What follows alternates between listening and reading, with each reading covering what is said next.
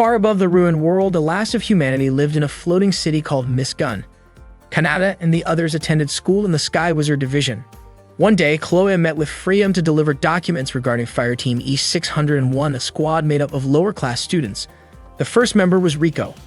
Chloe asked if Rico had issues with delusions, but Freya told her not to question it and simply read the documents.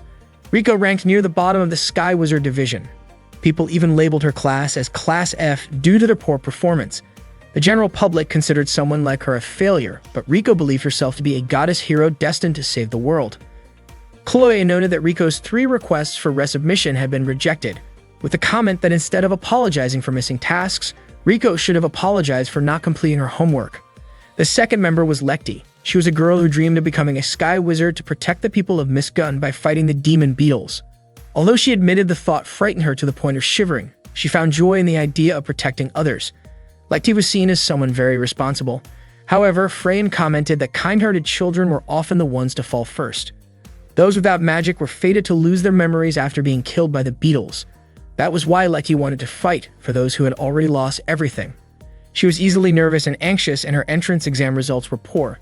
Still, Lekti came from a family known for their twin-blade magic sword style, and her sincerity could not be overlooked.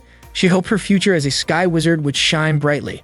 The final member of Fireteam E601 was their leader, Miss Aura. In her very first semester during practice exams, she lost 57 times and never secured a single victory.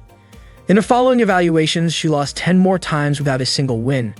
During her second semester, the losses continued and she was defeated 57 more times, bringing her record to 124 consecutive defeats. In short, Miss Aura was recommended to voluntarily withdraw from the academy. Chloe suspected that Miss Aura was struggling with obstacles she could not overcome. Rico, Lekti, and Miss Aura were considered the weakest group in Fireteam history, earning Fireteam E601 the title of the worst. Freya asked Chloe to do something about them. Chloe admitted that it seemed normal instructors were not able to help. Freya warned her that this was not just a request, but an order. As the head of the Sky Wizard Division, me and Chloe had no choice but to accept. Meanwhile, Lloyd spotted Kanata in the storage room and asked what he was doing. Kanata tossed a book toward Lloyd and explained that he was checking the warehouse inventory and comparing it with a supply list. He mentioned that something felt off with the food records and suspected that some of the rough Machina divisions might have taken things, so he gave them a warning in his own way. Lloyd was surprised that Kanata was actually checking everything by himself. Kanata admitted it had taken him the entire night. Lloyd was shocked, since normally it would take 10 people 3 full days to get it done.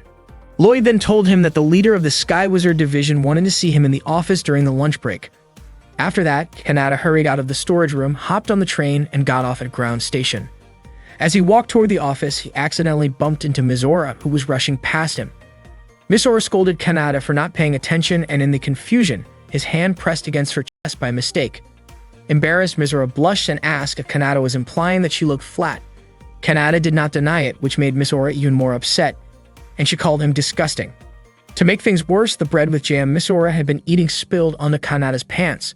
Miss Aura looked disappointed because her breakfast was ruined, and she demanded that Kanata owed her for it.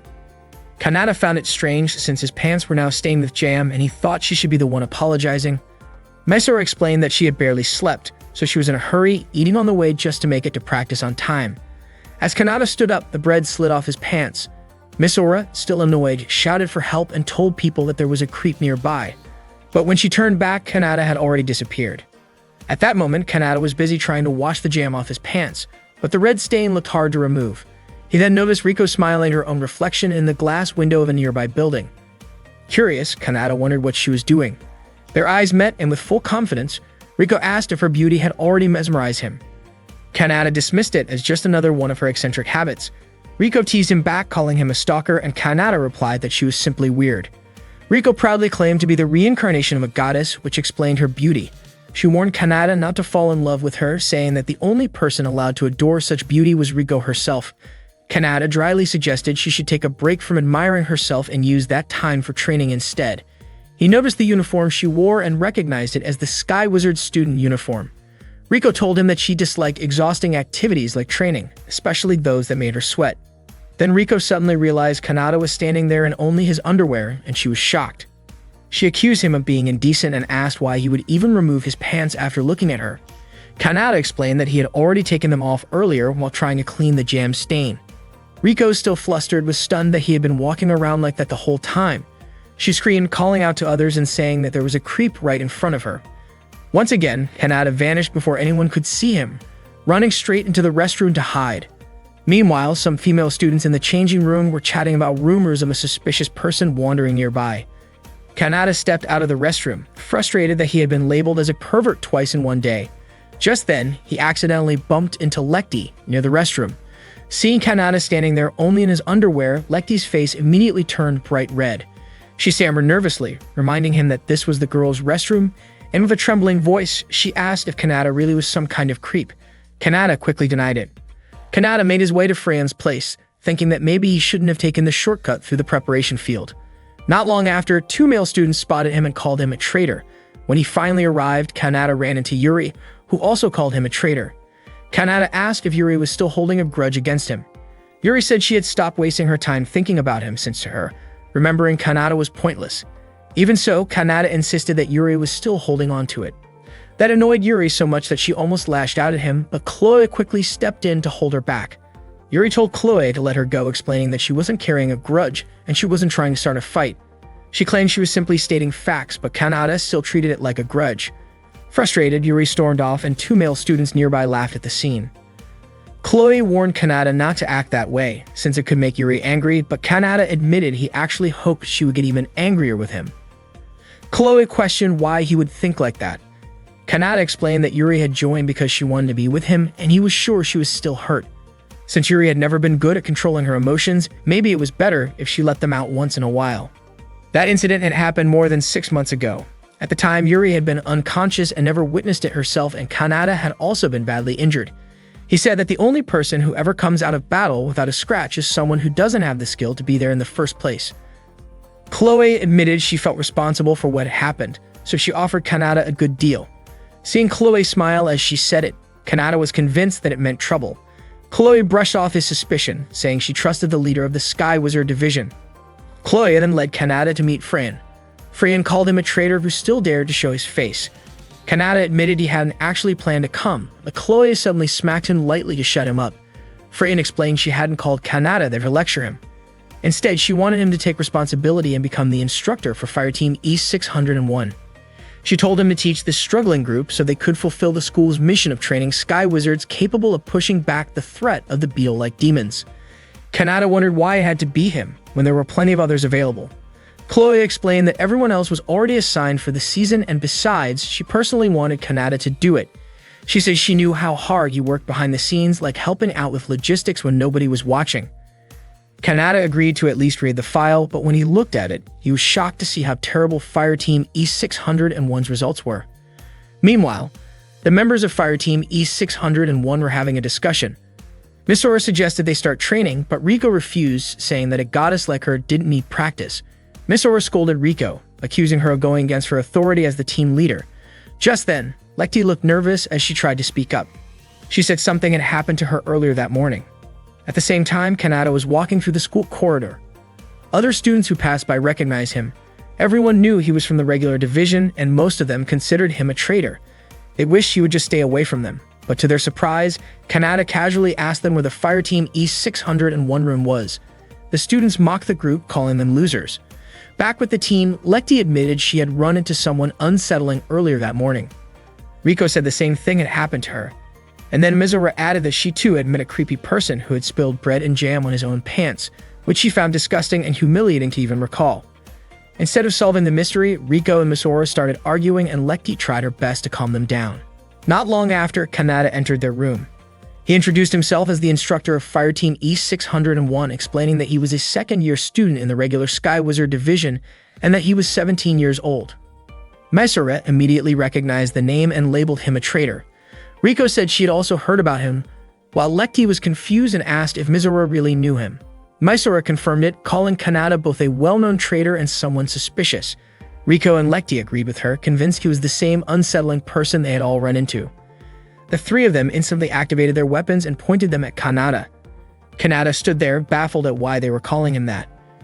For context, Miss Gun was a floating city dedicated to training Sky Wizards. It hovered about 3,000 meters above sea level, with a population of around 6,000 people. About 90% of them were wizards like Kanata and the others. A long time ago, humanity was forced to abandon Earth because the land had been overrun by armored insect-like demons. People moved to floating cities to continue their lives, and the city came to be known as Miss Gun. Riko considered herself to be a star in Miss Gun. That day, Kanata entered Fireteam E601's room and introduced himself as their new instructor. Misora questioned why Kanata had become their instructor, but Kanata told her not to worry about the details and instead encouraged them to move forward. Misora was convinced that Kanata couldn't read the data properly and also carried his usual shameless attitude. Kanata recognized Mizora's name as a second-year student in the Sky Wizard Preparatory Division. She was 14 years old, her class performance grade was D, her practical training grade was E, and the review report even recommended that she voluntarily withdraw from the academy. Misora argued that her abilities couldn't be measured by test results alone, but Kanata didn't seem to believe her. Misora blushed under his gaze, unable to stand it any longer, and quickly walked away. Riko remarked that Misora was just a low-level student, which explained her poor grades. She then tried to introduce herself to Kanata, but he already knew about her. Riko was also a second-year student in the Sky Wizard Preparatory Division with an A in classroom grades. However, because she missed her homework, her practical training grade was marked as an F. Normally, E was the lowest grade, but for some reason, Riko had received an F. Riko admitted that she couldn't leave her hair messy, so she had skipped it. Kanata then pointed out that Lekti was another second-year student in the Sky Wizard Preparatory Division with equally poor grades that rivaled Mizora's. Her practical exam results were unstable, as she would win and lose against the same opponents. Hearing this, Lekti felt guilty and apologized. Just as Kanata was about to begin teaching, Mizora voiced her objection, saying she didn't want a so-called traitor instructing them. Lekti, confused, asked why Kanata was being called a traitor. Misora explained that about 6 months earlier, Kanata had fought against several insect demons and managed to escape unharmed. But ever since then, he had been seen as a coward, frequently skipping missions and missing important ranked matches where his team should have earned an S rank. After repeatedly disappointing people's expectations, Kanata earned the nickname of traitor. Misora said she couldn't allow someone so irresponsible to be her teacher. Kanata replied that Misora was free to voice her complaints to the head of the Sky Wizard Division, then asked whether she felt embarrassed because she had never won a first-rank match. Misora told him not to underestimate her. She admitted that she felt ashamed, but she still wanted to become a great Sky Wizard and didn't want to waste her time. Riko argued that Kanata's remarks about her were inaccurate. Despite her young age, she had already been praised as the reincarnation of a goddess and her abilities were more than adequate. Lekti added that she didn't want to skip the training either. Kanata told them that people used to call him the Black Sword Master Kronos, and as their master, he would train them properly. If they worked hard, they could reach his level of strength or even surpass him. He asked them to imagine themselves defeating fire teams ranked above them, contributing in a dramatic way to humanity's fight against the insect demons. Inspired, the three girls imagined how cool it would be to fight those creatures. Misora eventually agreed to be trained by Kanata, but Riko refused, saying that as a goddess she wasn't willing to sweat or work hard. Misora grew frustrated, pointing out that this very attitude was why Riko couldn't achieve good results. Riko countered that it was only Misora and Lekti who had failed to produce results. Misora challenged Riko to prove it, but Riko simply mocked her. Kanata asked if Riko's exam results had been graded by Freyan, but Riko dismissed the need for exams altogether. Kanata said he had never seen Riko's true abilities, so based on the data, he had to consider her at the same level as Misora. Riko, however, refused to accept being compared to Misora, insisting that a goddess like her could never be placed on the same level. Kanata told her to demonstrate her abilities during training. Riko warned him not to fall for her once he saw her outstanding talent. Kanata then asked Lekti for her opinion. Lekti, embarrassed, struggled to speak up. Misora encouraged her to look people in the eyes and say what she truly meant with confidence. But instead, Lekti lowered her head and apologized. Kanata asked whether she was apologizing because she didn't want to join the training. Lekti admitted that her apology was actually meant for Misora. Misora then pulled Lekti closer to Kanata, and with encouragement, Lekti finally managed to say that she wanted to do it and was willing to join the training with Kanata. That afternoon, Yuri and Chloe were chatting in the cafeteria. The female students around them admired the two of them for protecting the city. Chloe waved to greet those students, which made them really excited, and she asked Yuri to wave back as well. Yuri admitted she still was not used to being treated like that. Chloe asked if Yuri had gone back to drinking tea since coffee always seemed too bitter for her, and it looked like Yuri had not changed at all. Yuri then asked if Kanata was still considered on sick leave. Chloe pointed out that Yuri had already asked the same thing 6 times that week. Chloe explained that Kanata did not seem ready yet for a real mission, but for the moment, he was assigned as an instructor for an E-ranked fire team, and that had been Chloe's request. Yuri was shocked to hear that. She did not understand it, and in her mind, Kanata was not helping her fire team when he had the chance. Instead of supporting their logistics, he chose to go teach others, which felt selfish to her. Chloe reminded her not to speak poorly about Kanata. Chloe explained that keeping the peace was their duty as sky wizards, and she was sure Kanata felt the same. When Yuri asked how Kanata was doing at that moment, Chloe answered that he seemed to have started his lessons by flying through the skies. At that same time, Kanata was flying with Mizora, Riko, and Lekti. When he reached a good altitude, he stopped to begin the exercise.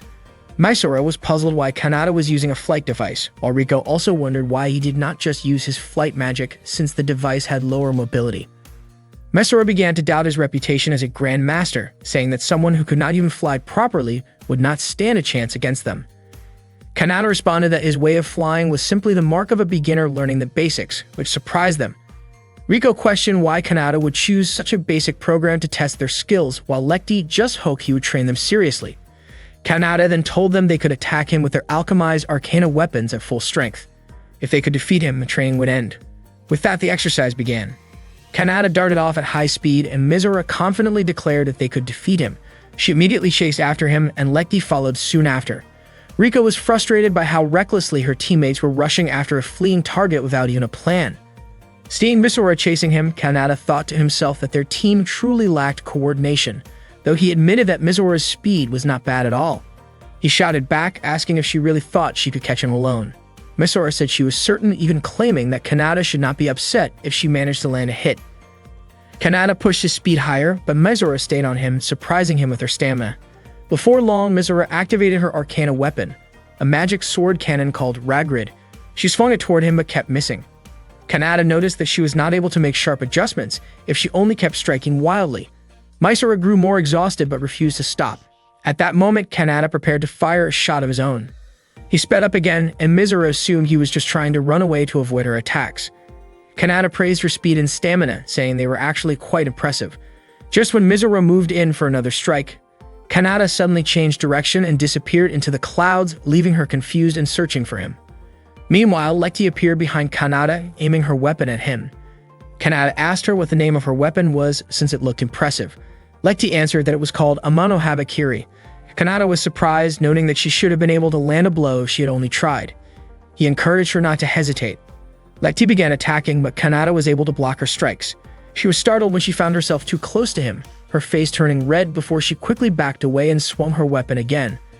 Kanata wondered why her movements had suddenly become inconsistent, asking if she was only stalling for time. Lekti attacked again, and Kanata realized her movements had actually become smoother. Her reflexes were quite good, but she kept making mistakes, most likely because she did not fully trust her own abilities. Kanata stopped her strike and told her that she had real potential. Embarrassed, Lekti pulled away and repeatedly apologized. From a distance, Riko had been waiting for her chance. She aimed her magical weapon, Athena, and fired. Kanata sensed the attack and managed to dodge, but the shot flew toward Lekti, who was standing near him. Kanata immediately pulled her aside and deflected the magical blast. Riko was stunned, realizing Kanata had actually reduced the strength of her shot before it could do any real harm. Kanata asked Lekti if she was alright, and she nodded. According to Kanata, it had been a good shot, and when an attack was too precise, it actually became easier to dodge. Riko wondered why that was the case, and Kanata explained that her aim was not bad, but her intention to strike felt as obvious as sending a telegram. He then asked if Lekti and Riko had tried combining their movements while flying. Lekti admitted that she had been very scared. Riko pointed out that Lekti's movements were smoother compared to Mizora's, who always seemed restless and scattered wherever she was. Because of that, Riko said it was natural for her to try sensing with Lekti in order to land better shots. Kanata questioned why, if Riko could calculate things so thoroughly, she did not seem concerned about her own teammates. Riko claimed that she was a goddess, uninterested in ordinary human matters. Meanwhile, Mizora kept shouting while searching for Kanata. She was annoyed and exhausted since she still had not found him. Later that night, while Mizora, Lekti, and Riko were changing clothes together, Mizora admitted she was upset because they had failed to catch Kanata, even though there were 3 of them. Lekti apologized, saying her skills were not good enough. When she noticed Mizora struggling to unfasten her bra, Lekti helped her. Mizora thanked her and said it was not her fault, admitting she might not have given Lekti any useful directions. Riko then commented that fire team leaders should be able to assess the battlefield properly, unlike what Misora had done. She also contrasted that with herself, who she described as beautiful. Misora became irritated by Riko's words. Riko told Misora not to feel down since it was only natural that she was taller and more developed physically, claiming that was what separated ordinary people from a goddess. Misora replied that she was not upset and that such things did not matter to her. However, when she noticed Lecty's figure, she was surprised and started crying, not believing how Lecty could be more developed than her.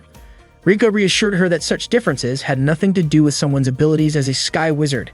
Misora was touched by her words, but at the same time, seeing both Riko and Lecty made her feel uneasy. What bothered her even more was when Riko playfully described Misora's body in a mocking way, which made Misora scold her. Lecty quickly tried to calm both of them down. Kanata had realized that Misora had a hot temper and often lost sight of her surroundings, while Lecty's lack of confidence caused problems whenever she faced enemies. Riko, on the other hand, was the complete opposite of Lecty, but the distance between her and her teammates was too wide. To Kanata, they were like puzzle pieces shaped oddly, but he thought it would be amusing if he could somehow fit them together. Riko, however, refused to accept Misora as the leader of the fire team since as a goddess, she did not want to be under Misora's command. Misora argued that she was the one who had started the fire team, so it was her responsibility to lead. Riko countered that being first in line did not automatically earn respect.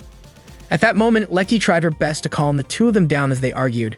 Soon after, Kanata opened the door to the changing room to announce the next stage of their training. Unfortunately, he accidentally caught sight of the three girls and only their undergarments. In shock, they immediately activated their weapons and accused Kanata of being inappropriate. That day, the members of Fire Team E601 were in the middle of a special training session with Kanata. The training was tough as becoming stronger was never easy. During the session, Riko admitted that she had no intention of joining in because she believed herself to be like a goddess. She left the room right away. Misora tried to stop her, but Riko ignored her. Kanata told them to let Riko be on her own, then asked Misora and Lecty if they were ready for the special training. Both Misora and Lecty agreed to continue. Later that day, Kanata brought Lecty to a clothing store. With her face turning red, Lecty said that she had finished changing into the outfit Kanata had chosen. When Kanata pulled open the curtain of the changing booth, Lecty was startled. Kanata wondered why she was so embarrassed since she actually looked beautiful in the maid outfit. Lecty asked if it was really necessary to spend their fire team's budget on a maid costume. Kanata explained that the outfit was important for their training. Before leaving the shop, he told Lecty that her task for the day was to hand out flyers while wearing the maid outfit. Lecty was shocked, but she had no choice but to do it. That afternoon, Lecty began her task.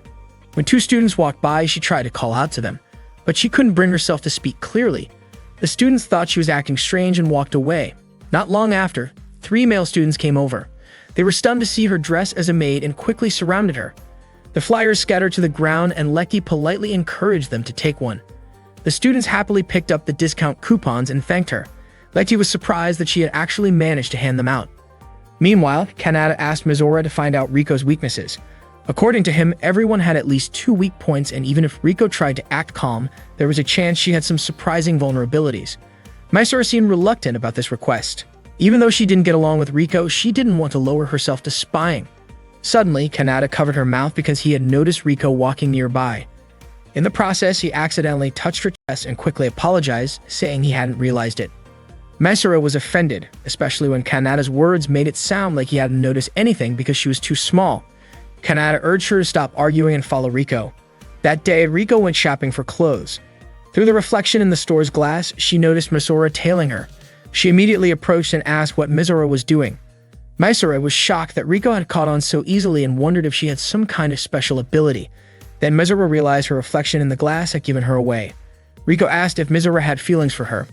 Misora was at a loss for words and couldn't come up with an excuse. Riko told her she needed to shop, but Misora insisted she wanted to join her. Suspicious, Riko pinched Misora's cheek, worried that maybe someone had cast an illusion spell on her, since it was strange for Misora to suddenly want to spend time with her. Still, she allowed Misora to tag along. Elsewhere, Kanata was drinking coffee outside when Lecty approached and handed him a flyer. He asked if she had completed her task. Lecty admitted that at first she had been extremely nervous, but afterwards she managed to gain a little courage. Kanata then told her it was time for the second step, asking her to start working at the cafe. He walked away while Lecty insisted she couldn't possibly do it. Suddenly, several customers called her over to take their orders. With so many people waiting, Lekti panicked and shouted out for Kanada's help, saying she couldn't handle it on her own. That same afternoon, a young man named Real was walking while looking at his tablet, mumbling that most of the armored insects seemed to come from the Arcanar class. Without realizing it, he bumped into Yuri, who was carrying a drink. She immediately apologized as the drink spilled, soaking Real's pants.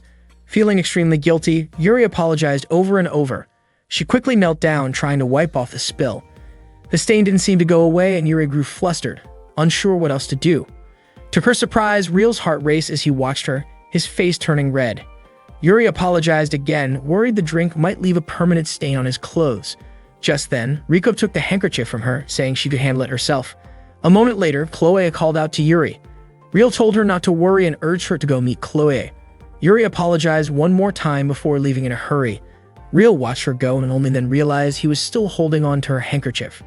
That afternoon, Riko went to a bookstore and bought a philosophy book. Mizora asked if Riko was really sure about buying it since the book looked boring. Riko thought Mizora probably didn't understand the joy of pursuing truth yet, and she even called Mizora a child. Mizora admitted it when she was told that.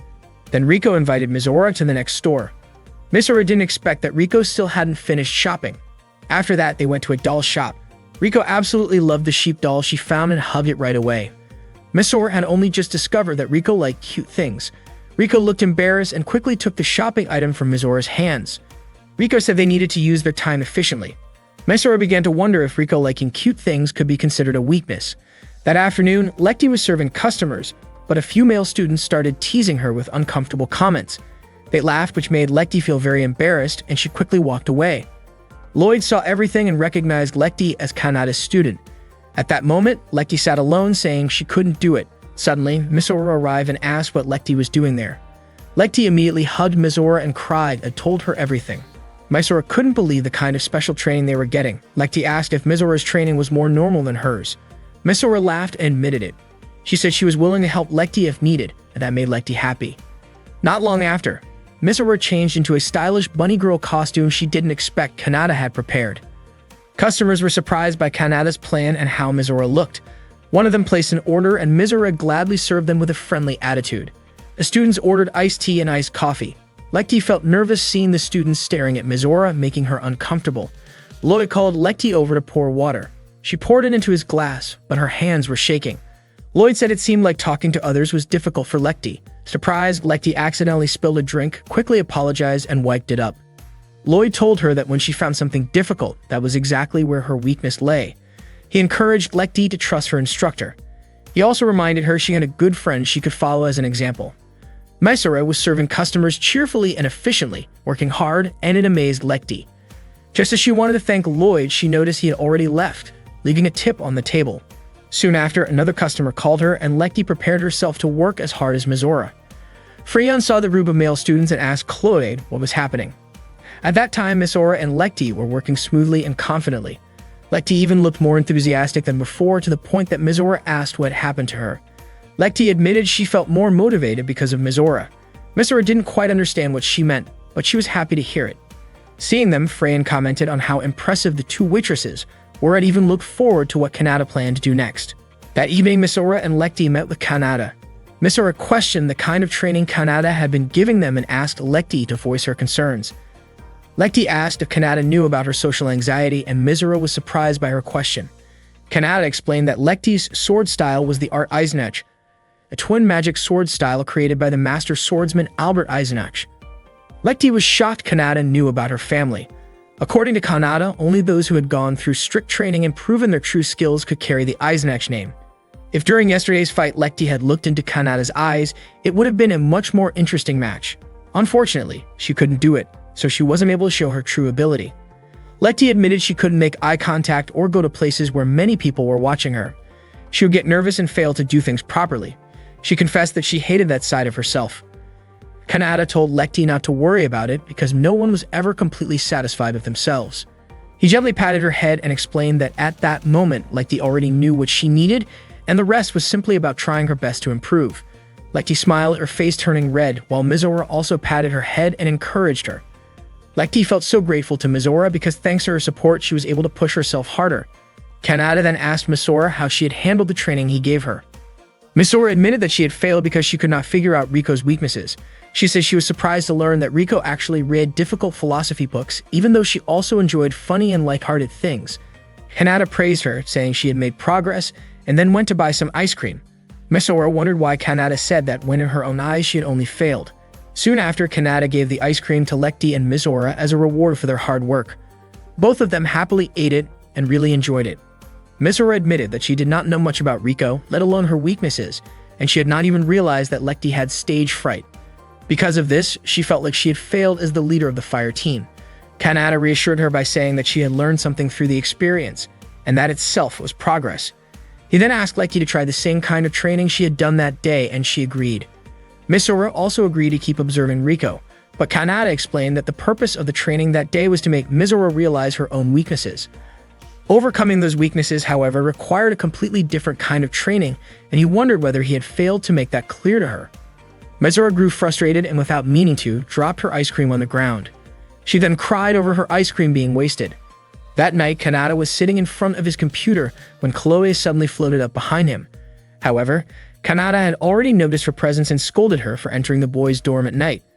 Chloe simply smiled, saying she only wanted to do what she used to do in the past. Her eyes then wandered to a photo of Misora, the rabbit-eared girl, displayed on Kanata's computer. Kanata explained that Misora's reserve of magical power was greater than most rank of wizards, but unfortunately she was terrible with the sword, which made her waste much of her potential.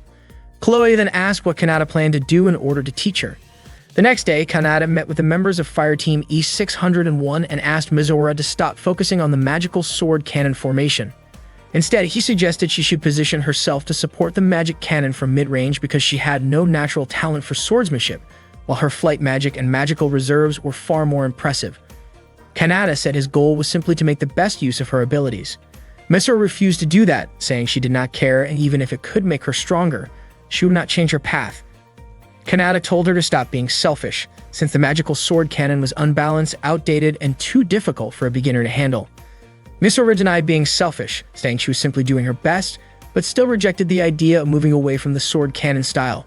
Kanata said that no matter how hard she tried, putting effort into the same approach would only produce the same results. Misora realized she had misjudged him, since she thought Kanata might have been a capable instructor. In her eyes, Kanata clearly did not understand her at all, so it was better if he stopped telling her what to do. Frustrated, Misora stormed out of the room. Seeing this, Lekti immediately ran after her.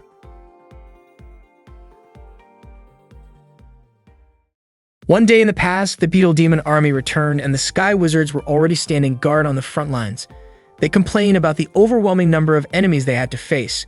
Suddenly, a woman stepped forward with courage and incredible skill, raising her sword against the swarm. She swiftly dodged the Beetle Demon's attacks and struck them down one after another. Even when a giant Beetle Demon appeared and launched its attack at her, she continued to evade. Once her sword was fully charged with magic, she unleashed her powerful technique, Strike Blaster, destroying the giant Beetle Demon's body in an instant. With that, the rest of the Beetle army was wiped out. This woman was admired and relied on by many. Her name was Sochi, the mother of Misora. Since childhood, Misora had always been proud of her mother's strength. But at that time, all she could do was miss her, because Sochi had already passed away. When Kanata asked her to change positions, Misora refused. She wanted to be just like her mother and had made up her mind not to give up. That same day, Lekti went into her room to deliver some coffee. When the door opened, she was surprised to see that the one who had ordered the coffee was Lloyd. Lloyd praised Lekti for her hard work, leaving her stunned. Inside the room with Lloyd were Chloe and Freyan. Freya noticed the girl who had just brought the coffee and pointed out that she was a member of Fire Team E601. Freya then asked if Lekti was still training like that. Chloe suggested that if Freyan was really curious, she should ask Kanata directly. However, Freyan doubted he would answer so easily. After delivering the coffee, Lekti walked down the hallway and saw Riko stepping out of the room. She quickly caught up to her and invited Riko to join their training. But Riko, who often called herself a goddess, flatly refused, saying she had no time for sweaty practice sessions. Lekti explained that Misora hadn't been coming to school for several days, so she didn't know what to do alone. Riko brushed her off, saying that as a heavenly goddess, she didn't concern herself with such trivial problems. Hearing this, Lekti said it seemed she would have to rely on Kanata instead. Riko assumed Lekti was placing too much faith in someone she still considered a traitor. Lekti admitted she had been worried at first, but now she understood that Kanata truly meant to take their training seriously. Meanwhile, Real from the regular division's medical department was sitting on a park bench. He was practicing how to return a handkerchief to Yuri and properly thank her. Before long, he noticed Yuri walking up to Kanata. Yuri pointed out that Kanata had been training the girls for several days. Kanata was surprised she knew about that. Yuri explained that it was obvious since Fire Team E-601 hadn't been assigned to practice in the airspace, and it was easy for her to notice. Kanata responded that maybe it was better that way. Yuri grew frustrated, pointing out that Kanata was the only one on the special fire team with free time, and she worried that he might betray Fire Team E-601 too. Kanata said he needed to head home since he didn't have time to spare. Yuri insisted their talk wasn't over, but Kanata still left. Real, who had witnessed everything, started trembling and accidentally dropped the handkerchief without realizing it. Later that afternoon, Kanata visited a small cafe looking for Mizora. As soon as he walked in, the shop owner greeted him. Kanata explained that he wasn't there as a customer. Mizora, surprised, asked what he was doing at the cafe. Kanata was relieved to see that she was safe. Mizora, however, expressed her irritation toward him. The cafe owner immediately scolded her for being rude to a guest. Mizora told her father not to interfere with her business. Kanata was surprised to find out that the cafe owner was actually Mizora's father, Gail, since the two didn't look very much alike. Gail laughed and said Mizora resembled her mother. Mizora frowned and hurried into her room. Gail apologized to Kanata, saying their family wasn't perfect. As Kanata noticed a framed family photo hanging on the wall, he complimented Gail's wife, saying she was beautiful, and it was true. Mizora did look just like her mother. Gail said that the only thing left of his wife was that photograph. While talking, he served the specialty of his shop, the famous steak. Kanata explained that he did not come as a customer. After tasting the steak, he immediately praised the dish.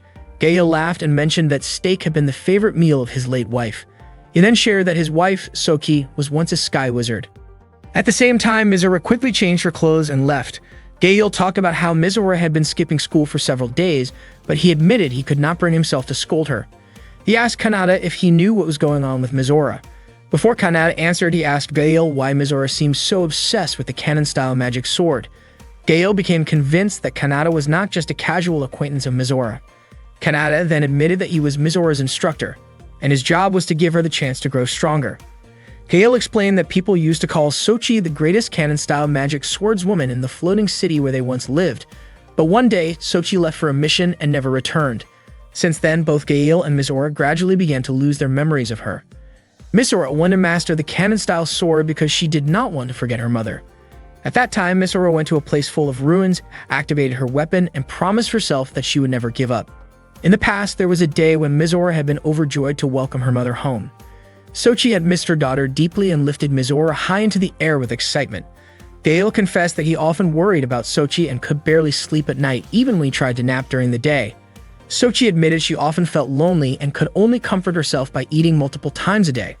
Their reunion was filled with warmth, and soon Mizora found herself happily standing between her parents again. When Mizora asked her to stop, Sochi playfully teased her daughter. Not long after, the neighbors gathered and mentioned that they had watched a live broadcast of Sochi in action. They praised her for destroying an entire army of Beal demons and expressed their gratitude since, thanks to her, their city of Iris remained safe. Mizora felt a strong sense of pride in her mother's abilities. When they returned home, Gail cooked steak for breakfast, but Mizora thought the dish was too heavy for the morning meal. Meanwhile, Sochi had trouble managing house chores and even flooded their home while trying to do laundry. Mizora was surprised at how poorly her mother estimated the water level. When Sochi tried cleaning, she accidentally damaged the wall. Mizora scolded her out of frustration. Soon after, information arrived that a group of Arcanar and Chimera-class beetles had begun to attack. Sochi immediately prepared to leave. She said her farewells and got ready to head into battle. Mizora felt heartbroken, since they had only just been reunited. Her face showed such sadness that Sochi almost could not bear to leave. Gail gently patted Mizora's head to comfort her. Mizora then asked her mother to be careful while working. From that day, Mizora continued waiting for her mother's return. When Sochi finally came home, Mizora was overwhelmed with emotion, cried tears of relief, and hugged her mother tightly, as if she never wanted to be apart again. That night, Sochi took Mizora flying with her.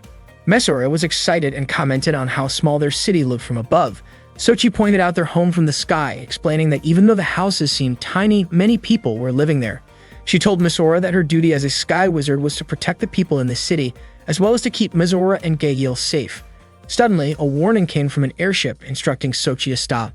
Mizora remarked that they probably needed a permit to fly. Sochi realized it too, but chose to escape playfully instead. The next morning, Sochi was about to leave for work again. Misora asked her mother to always be careful. Gail promised to cook steak for her when she returned.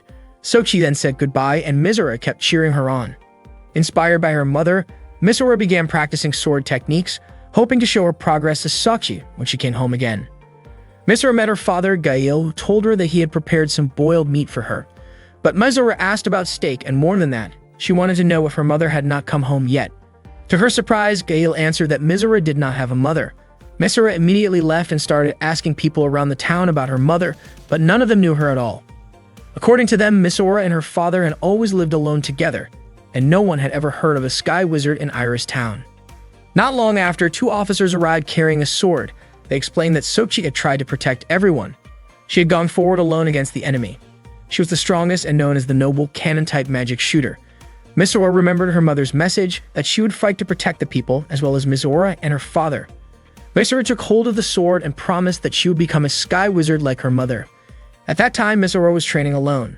She wondered why she could never win, and she kept striking down the iron target in front of her until she finally fell. She kept questioning why all her efforts never paid off, but she refused to give up for her mother's sake. Soon after, Kanata came to her. Later, Kanata and Misora visited the Hill of Hope, the resting place of fallen sky wizards. Kanata had heard that Misora visited this place every day. Misora was sure that her father had told Kanata about it, which upset her. She felt that Kanata was intruding into her privacy. Misora even said that both Kanata and her father were the worst. Kanata asked her not to blame her father because since she had never spoken about it, her father had been worried. Kanata asked why she was so fixated on the cannon sword, and that was why he had chosen this place. He wanted Misora to swear at her mother's grave to give up on the cannon sword, because she could never be as strong as her mother. Misora grew angry and told Kanata to stop acting like he knew everything. For her, when the cannon sword was entrusted to her, it also meant her mother had been entrusted to her. Yet everyone else, even her father, did not remember her mother. Misora felt that a traitor like Kanata would never understand. Kanata then asked what she thought hope truly was. Misora said it was to protect the people in the town. But Kanata explained that the fallen sky wizards did not want to be forgotten, and what they truly wanted was to protect the ones they loved. That was what allowed them to face the demon beetle army, and surely Misora's mother had felt the same. Kanata asked Misora if her mother's purpose as a sky wizard had been for the cannon sword itself, or to protect people. Earlier, Gail had told Kanata that when Sochi died, he felt nothing, and he feared that if Misora died, he might also feel nothing, which terrified him. Kanata told him that if Misora stayed stubborn, her risk of dying would only increase, and in time, people might forget her. Misora realized how selfish she had been, but she still refused to give up. She wanted to protect people with the cannon sword. She believed that if she could become a great cannon-type mage, something impossible like the natural recovery of lost memories could happen, and she could be the first to restore everyone's memories. That way, she would not die in vain. Seeing how serious she was, Kanata laughed, admitting he never thought Misora could be this reckless. But he liked people like her. Because of that, Kanata decided to give her some guidance on how to become a better cannon-type mage. He understood how strong her determination was, but he warned her to be prepared because the path she had chosen could be worse than death itself. He asked once more if Misora was sure about taking that path. Misora firmly stated that she was ready to face any risk. Kanata then asked her to work hard for Sochi and for the sword, and to swear that she would become a cannon-type mage even greater than Sochi, strong enough to protect the people and herself. As her instructor, Kanata would help her bear the burden. That was why he wanted her to become stronger, and Misora agreed. The next day, Misora and Lekti prepared for training. Misora apologized to Lekti for making her worry. Kanata arrived and asked them to begin right away. Lekti immediately flew high into the sky. Misora looked at Kanata's face and shyly thanked him before leaving. Kanata could only smile at her.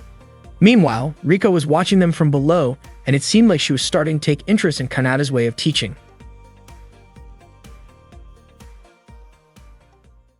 While Kanata was training Fireteam E601, he learned more about each member's strengths. Lekti's Eisenach twin sword style was extremely powerful, allowing her to fight with two blades at once. Meanwhile, Misora's cannon-style magic sword could strike down nearby enemies from a long distance, an incredible weapon, though one that wasn't easy to master. That morning, Riko was enjoying her dream when Freyan's voice woke her up. Riko sat up, saying Freyan had disturbed her sleep. She complained that a goddess like herself was tied down by meaningless school rules. After that, Riko got out of bed, took a shower, and prepared for school. At lunchtime, some students chose to sit far from Kanata, calling him a traitor. Kanata was eating with Lloyd, who admitted he was impressed by him. Kanata was surprised to hear such words from Lloyd. Then Yuri appeared, wondering why Lloyd didn't ask Kanata how he could stand tall as someone hated throughout Miss Gun. Kanata ignored Yuri and told Lloyd about their upcoming opponent instead. Feeling brushed off, Yuri commented that the fire team Kanata was training was too weak to even start a proper fight, and since they also had a so-called traitor, she believed there was no way Kanata could win. Kanata responded by saying it was actually a good thing, since his team wouldn't feel extra pressure that way.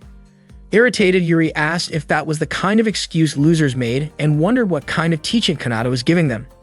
Kanata replied that his fire team simply had a better chance of winning this way. Hearing that, Yuri was reminded of when they once fought together against beetle-like demons.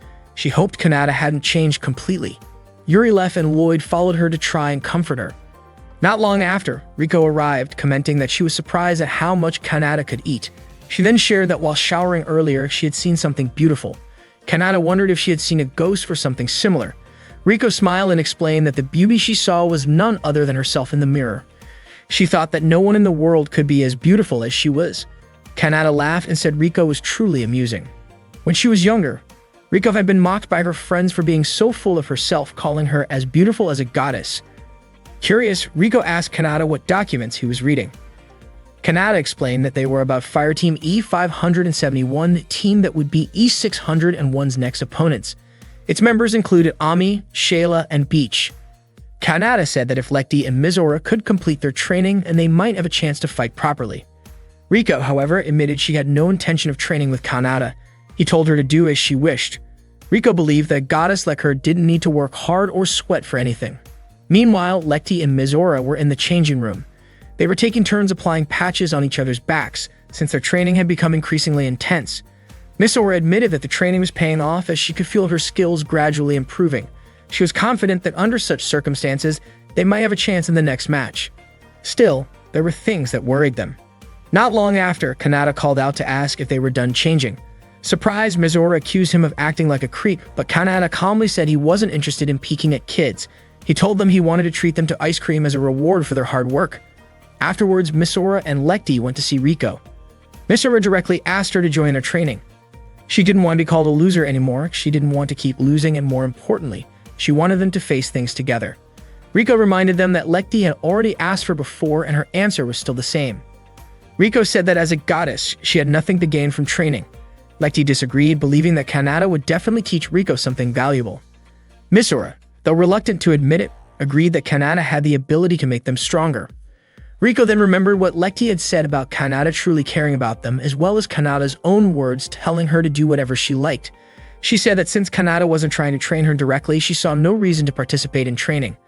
Mizora pleaded with her, saying that even if Riko didn't join the training, she still wanted her to fight alongside them in the match. Riko admitted that she wasn't interested in embarrassing herself by joining the match because she knew she would definitely lose.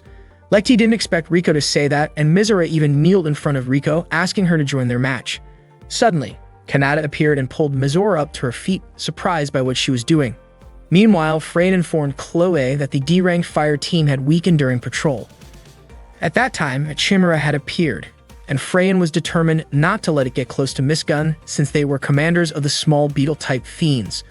Chloe told her not to worry because handling that situation was the responsibility of the special fire team. Frayn then asked about Kanata's fire team, pointing out that the popularity ranking match was coming soon. She had already asked earlier about Fire Team E601. Back with Kanata, he released Mizora and explained that Riko would never refuse to act unless she had something on her mind.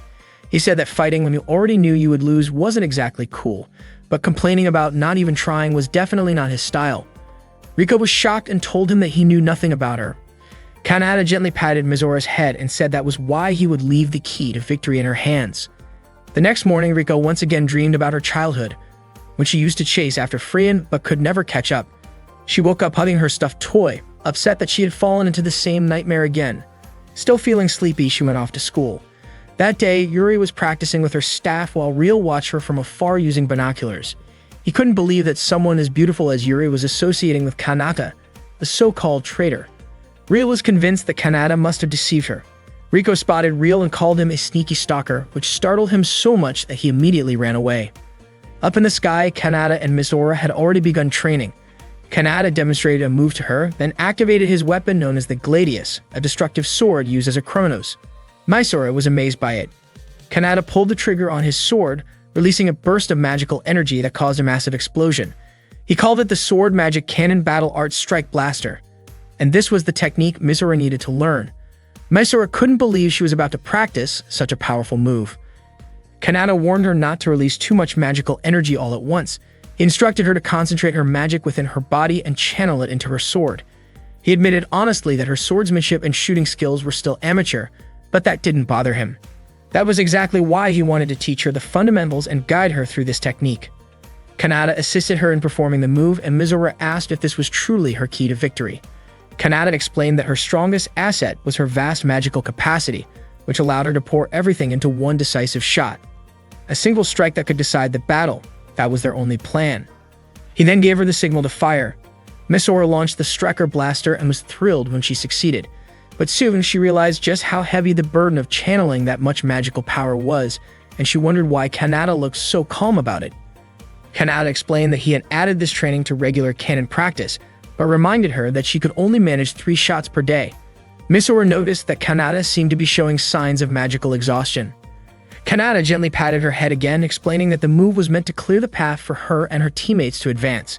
Mysora, flustered, grew annoyed at him for putting his hand on her head and demanded that he remove it. Meanwhile, Riko was quietly observing them from below. She was convinced that with Mizora's hidden strength, the tide of the battle could definitely turn around. At that moment, Lekti was also practicing her twin sword magic against Kanata. Kanata mentioned that Lekti seemed distracted and asked if she hadn't gained something like Mizora had. He explained that the divine sword Eisenach had been sharpened and improved by its descendants, and the style of twin sword magic had already been embedded within Lekti. Their training was meant to help her bring it out. Kanata then asked Lekti to show him everything she had learned. With enthusiasm, Lekti demonstrated her skills, but unfortunately, she couldn't land a single hit on Kanata. Still, Kanata pointed out that she had made significant progress, especially with her ability to deliver a straight strike without hesitation. Lekti admitted that she only felt panic but not nervous. Kanata gently patted her head and told her she had done well. At that moment, Lekti's face turned red with embarrassment. Riko wondered if Kanata really needed to touch the girls so casually. She noticed that Mizora and Lekti had both gotten stronger, and she questioned whether she could reach their level if she also trained under him.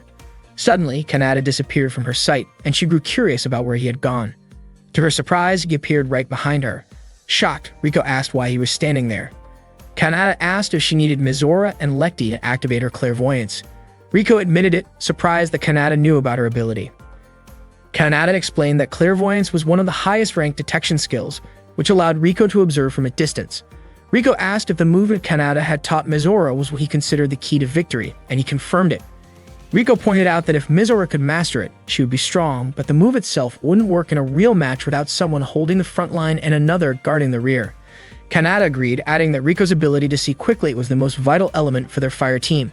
Her skill involved identifying, analyzing, being aware of the battlefield, and making decisions. According to Kanata, Lekti and Mizora were more valuable than Riko's clairvoyance. Riko questioned why he only mentioned Mizora as the key to victory. Kanata then clarified that the true key to victory was Mizora, Lekti, and Riko together. Riko denied it, reminding him that he had never pushed her to train or shown any real interest in her. Kanata admitted that he was simply waiting for Mizora and Lekti to catch up, while Riko already possessed a gift that could be called divine. Only then did Riko begin to understand his perspective. She was stunned when Kanata told her that he truly needed and wanted her as part of the team. Her face turned bright red and she couldn't understand why he said that to her. Kanata explained that he could help her train in strategy, but the most important thing was her determination to win. He asked if she wanted to be called a loser for the rest of her life or not. It was entirely her choice.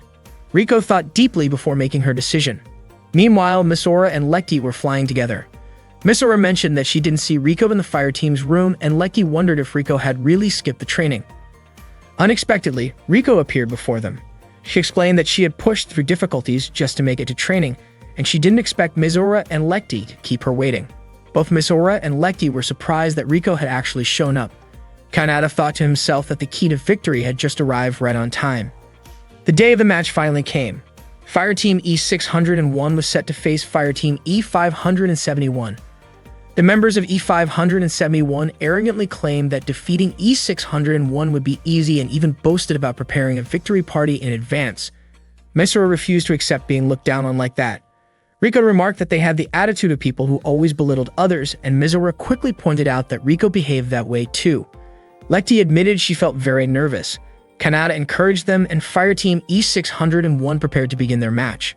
But suddenly, an alarm went off announcing that a swarm of beetle-like demon forces was approaching Miss Gun. All D-ranked fire teams were ordered to prepare for a surprise attack. At that moment, the beetle demons were flying toward the city.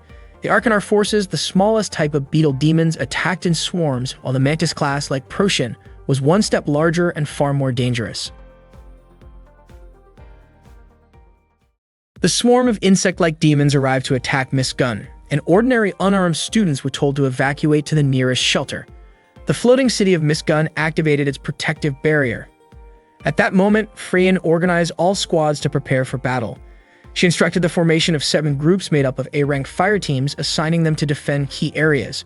She also asked Fireteam E to assist with evacuation. Meanwhile, Misora, Riko, and Kanata had already been helping people evacuate. Riko asked why Kanata was still there since he was once an ace, and wondered why he was not the front lines defeating the enemy. Kanata admitted that he had a lot of responsibilities, which made Riko curious about what tasks he was actually handling. Misora then noticed that Lecty was missing, but soon Lecty appeared carrying a little girl. Misora asked her to bring the child to the shelter. Kanata then spotted the insect demons and was shocked that the enemy had arrived. In an instant, Chloe launched a powerful attack that destroyed the demons, and Yuri praised her impressive strike. Chloe was confident that Yuri could have done the same if she still used her spear, but Yuri admitted she no longer did because it no longer felt right for her. Soon after, Lloyd delivered troubling news. A large force of insect demons had completely overrun one of their defensive areas.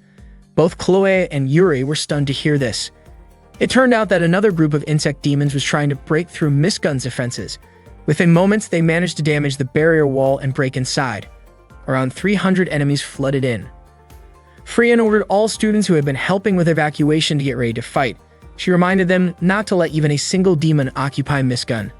The demons advanced toward Misora and her team. The little girl with Lecty cried in fear, and Lecty did her best to calm her down. Seeing this, Misora remembered her mother's words about fighting to protect both people and family. Inspired, Misora shouted that she would protect everyone. She activated her weapon and tried to perform the new moves she had learned from Kanata. Her first shot missed, which worried her, but she tried again. Thankfully, her second shot struck one of the demons. Lecty praised her, and Kanata noted that while Misora's accuracy was still off, her effort was good. Riko also pointed out that she had improved since at least her shot had landed. Kanata told Misora to keep going like that while the rest of them protected the child. Unexpectedly, Misora unleashed a full striker blaster shot that wiped out the entire swarm of demons. However, the blast also caused damage to parts of the city. Misora was shocked, and Riko could not believe she used a striker blaster in the middle of Miss Gun. The others began to blame her. Misora explained she had not intended to harm the city, and that it was an accident. Kanata then informed her that the blast even destroyed his father's cafe. Misora was horrified and screamed in distress.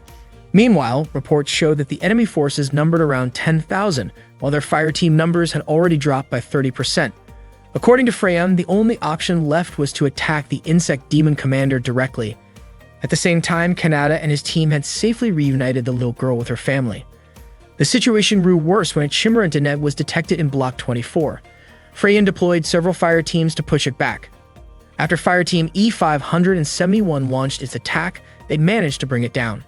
But to everyone's surprise, there was more than one Chimera Deneb because of the sheer size of the demon army. Kanata and the members of Fireteam E601 then started planning their next move. Riko suggested they needed to track down the unconfirmed Chimera Deneb. Kanata agreed, and Misora asked what they should do next. Riko admitted she might have to reveal a glimpse of her true ability. She put on her glasses, explaining that activating her clairvoyance ability made her more focused, though she joked that it might lessen her beauty. Kanata disagreed, saying her beauty did not fade even when she wore them. Hearing this, Riko blushed. Soon after, she detected movements from the insect demons in Block 68. At the same time, Yuri, Chloe, and Lloyd saw many more demons heading toward Miss Gun. Yuri asked if they should retreat, but Chloe said they would not make it in time. Lloyd added that he could not simply let the enemy pursue them unchecked. Yuri mentioned that reports showed multiple Chimera Deneb approaching, and she grew deeply worried for Miss Gun's people. Chloe told her not to worry, since Miss Gun was protected by Kanata. Yuri argued that someone like Kanata would probably run away, but Chloe insisted that Yuri should trust him. In her view, Kanata would never allow the people of Miss Gun to get hurt. As soon as the Beetle Demon army appeared, Kanata told Fireteam E601 to go after Chimera and Deneb. The three of them were shocked by the order, especially since this was their very first real battle. Rico thought Kanata's command was way too extreme. Kanata explained that their training wasn't about throwing their lives away. His words struck a chord with them. He said they trained to survive, and by doing so, they could protect others. He believed the three of them could do it, and as their instructor, he guaranteed it. Misora admitted that even though Kanata could be pervy sometimes, he was still their instructor. He trusted them, but she trusted Rico and Lekti too. She encouraged them both to go for it. Lekti confessed that she trained as a sky wizard to protect people, so she wanted to protect everyone in Miss Gun. Rico pointed out that this could also be the perfect chance for them to show off in front of Freyan, though she simply referred to her as that woman. Misora had no idea who Rico meant, but Kanata fired them up again, reminding them they were fighting to reclaim Miss Gun, a place that rightfully belonged to all of them. Meanwhile, Freyan was still monitoring everything from the information center, but not long after, her surveillance screens went dark. Kanata asked his fire team to carry out their plan. The first step was for Lekti to engage Arcanar in close combat. She quickly flew straight into the demon army. Since they weren't human, she didn't feel nervous or shy. With swift movements, Lekti cut down the beetle demons one after another with her twin swords. From a distance, Misora watched in awe, praising Lekti's incredible skills. Kanata also acknowledged the impressive twin sword magic technique of Eisenach. Not long after, more demons appeared from the opposite side. Just as planned, the second step was for Rico to support Misora by sniping enemies from long range. Misora was amazed by how accurate Rico's shots were. Kanata then gave Misora the signal to move. She rushed into the crowd of beetle demons. The third step of their strategy was for Misora to use her speed to close in on the enemy and unleash a strike blaster. She pulled it off, but the sheer number of enemies forced her to fire a second strike blaster. Unfortunately, more demons kept appearing. Kanata stepped in to clear out the beetle demons and told Misora to take a break. Lekti rushed her aside and skillfully cut down enemies one by one. Rico eliminated any demons that tried to sneak up on Misora. She sneered that these beetle demons were nothing more than low-level creatures, completely unworthy opponents for someone like her. Misora also began targeting them one by one. She wasn't just fighting for herself, she was doing it for Rico, Lekti, and her mother. Gathering her resolve, Misora unleashed a third strike blaster. Kanata was confident her attack hit the mark, but suddenly, a massive strike was launched toward Misora. She couldn't dodge it in time, but Kanata jumped in and shielded her from the attack. At that moment, an enormous beetle demon monster appeared before them. Lekti asked if that was Chimera, but Rico admitted she had never seen a type like that before. The giant demon fired its attacks, destroying buildings and sending debris flying at Lekti and Rico. Kanata said Misora's earlier shot had been good, but the demon had managed to deflect it. Realizing the fight couldn't drag on, Kanata admitted he hadn't expected something like this monster to show up. Misora told him not to hold back, but she also knew his magic reserves were limited. Kanata revealed he had no choice but to step in. Since this wasn't a normal enemy, he activated his weapon, and a chilling aura surrounded his body. He warned that what he was about to do wasn't something anyone should ever try to copy, and he didn't want Misora to end up fighting this way. The wind around him roared violently. He ordered Misora to retreat because it was too dangerous. As soon as he moved, every beetle demon around him vanished instantly. Misora couldn't understand what Kanata had just done. The massive demon launched a barrage of attacks at him, but to Kanata, they were far too slow. He darted through the gaps with ease, though Misora worried deeply about him. She suspected that the power he was using wasn't ordinary magic. Moving at incredible speed, Kanata managed to slash the giant demon across its head. He knew he had to end the battle quickly. He soared high into the sky just as the demon began charging another massive attack aimed right at him. Misora panicked and begged him to get away, but Kanata declared that the fight would end when he decided to unleash his full strength. He then fired his own strike blaster, detonating the giant demon in an explosion so massive that Misora had never seen anything like it before. Lekti and Rico managed to escape from the rubble, and Rico asked if the giant beetle demon had been defeated. Kanata's powerless body fell downward, and Misora, Rico, and Lekti quickly ran to catch him. From a distance, Lloyd and Yuri witnessed the explosion. Lloyd believed that someone had managed to pull it off. Yuri did not understand who Lloyd was referring to. Chloe smiled and said it was the work of someone Yuri admired. Hearing that, Yuri's face turned red. Meanwhile, Freyan received a report that the Arcanar beetle demon had withdrawn from Miss Gun's airspace and the situation was safe again. She was surprised that the unknown Chimera had been defeated, but she had no idea who was responsible. At that moment, Rio rushed over to check if Kanata was alright, when suddenly something fell from above. It looked like the eye of a monster. Kanata was still weak, and Misora and Lekti were terrified at the thought of losing him. Not long after, Kanata stood up again, relieved to see the sky above Miss Gun clear once more. Lekti, Riko, and Misora's faces lit up with joy. Kanata told them that they were now ready to win the ranking battle, and the team was filled with confidence. The day of the battle arrived. Even though Kanata was still injured, he came to watch. Yuri greeted him and admitted she wanted to see how the students he trained would fight. Kanata asked why she seemed so cheerful, which made Yuri flustered and deny it. She had thought Kanata was helping with the evacuation during the attack, but was confused about why he ended up so badly hurt. Kanata simply said he must have tripped while escaping. The match began, and Kanata told Yuri not to be surprised because Fireteam E601 had grown much stronger. He smiled as he looked at Mizora, Lekti, and Riko, certain they could win. But when the match ended, Fireteam E601 had lost, and Kanata's face fell into disappointment. Fireteam E571 celebrated their victory, telling Mizora and the others to recognize their limits. Mysora looked downhearted. Lekti could barely believe they had lost, but Riko insisted she had made no mistakes. Yuri reminded Kanata that he had just said Fireteam E601 was stronger now. Kanata smiled and replied that setbacks were only natural. That evening, Freyan presented her suggestion to the Academy headmaster, who approved it. Freyan then told Chloe they could accelerate the Sky Wizards training program in a more realistic way by holding a new Academy tournament. Later, Mizora asked Riko how far her clairvoyance ability allowed her to see. Then Riko admitted that she could see things that were extremely far away, but not objects that were invisible. Beetle Demon balloons started attacking Mizora, and she shot them down one by one with her weapon. She was clearly annoyed because those beetle balloons seemed endless. Mizora shouted at Riko, asking her to back her up from behind. Unfortunately, Riko refused, saying she wouldn't help because Mizora's movements were too sloppy. That only made Mizora even more frustrated. At the same time, Lekti was busy popping the beetle demon balloons surrounding her. Mizora kept yelling at Riko to help, but Riko still refused, which pushed Lekti to ask both of them not to fight. From a distance, Kanata could only smile as he watched the three of them. Meanwhile, Lloyd, Chloe, and Yuri were meeting Freyan in her office. Freyan pointed out that the fire team under Kanata's guidance never seemed to change, since they kept extending their losing streak. She asked them to be honest about whether they were involved in the Chimera incident the other day. Lloyd admitted that the three of them obviously didn't defeat the new Chimera species. Freyan was convinced that Kanata and Fireteam E601 were the ones who had actually taken it down.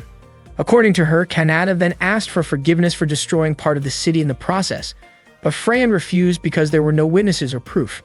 For the sake of fairness toward the other fire teams, she decided to suspend Fireteam E601 as punishment for what happened. At that moment, Lekti, Mizora, and Riko were struggling, barely able to move while being surrounded by beetle demon balloons. Mizora once again asked Riko for help, but Riko still wouldn't move, saying it wasn't worth it to fight those balloons. Lekti pleaded with them to stop fighting. Kanata kept observing from afar, realizing he only had one more step left to take. Back in her office, Freyan began planning to release Kanata from his duties. Yuri agreed with that idea, saying that in her eyes, a traitor like Kanata could never be a proper instructor. Freyan then asked Chloe to bring Kanata to her office.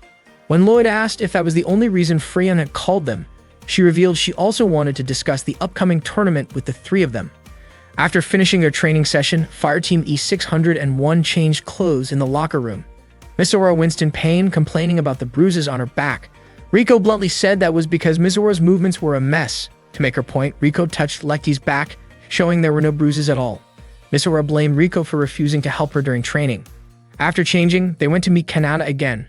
Mizora vented her frustration, saying no one acknowledged that Kanata and Fireteam E601 had fought against the beetle demons. Kanata calmly explained that since no one actually saw them in battle, it made sense that nobody would believe it. Mizora didn't expect that kind of response from him, especially after he had used a strange power to fight the giant beetle demon. Kanata quickly covered her mouth so she wouldn't mention it further, and then asked if she couldn't accept that fact. He reminded her that no one would really care about it anyway.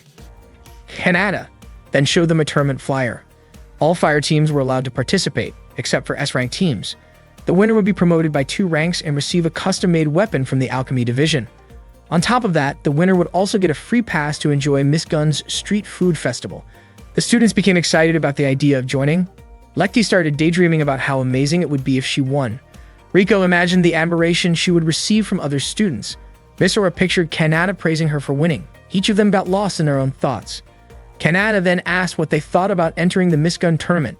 Lecty admitted it seemed impossible for them to win, but Misora was determined that they had to at least try.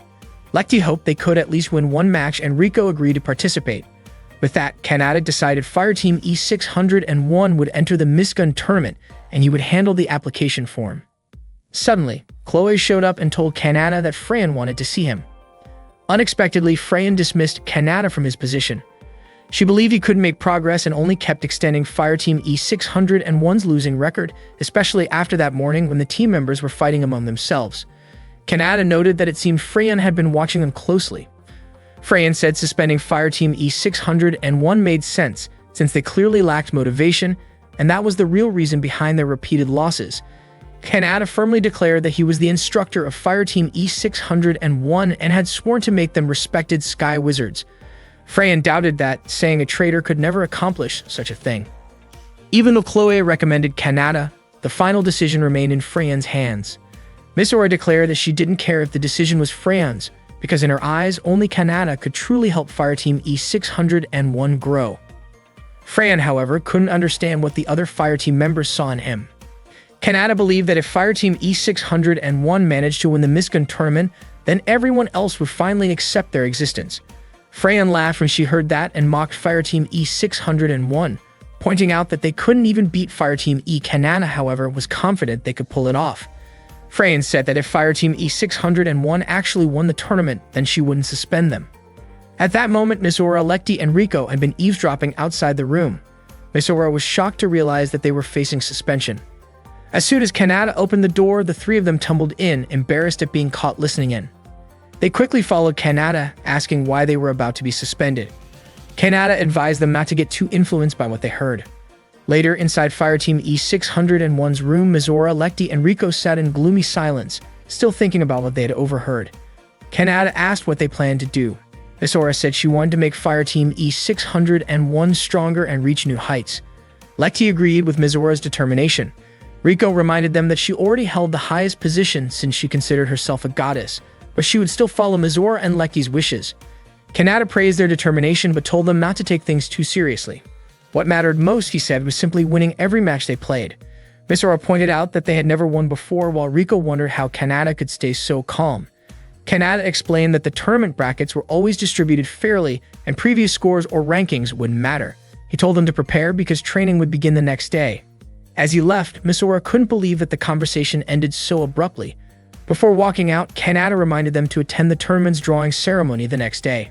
That night, Freyan, Chloe, Yuri, and Lloyd went to a hidden facility. Freyan placed her card on a scanner and the door opened. A machine scanned her entire body from head to toe, and the same process was repeated for Chloe, Yuri, and Lloyd.